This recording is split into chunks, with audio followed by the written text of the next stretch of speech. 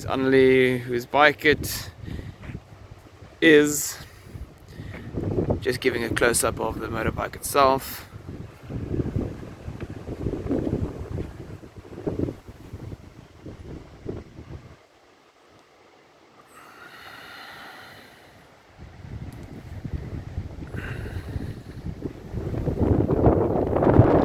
It's a bit windy today, so apologies for that. Just gonna go around the front.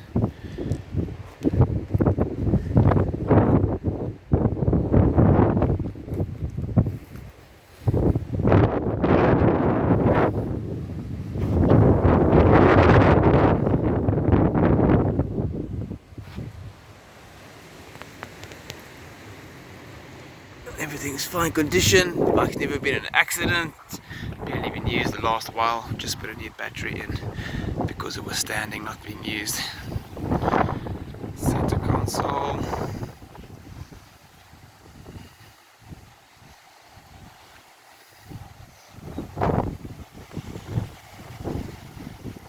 Okay.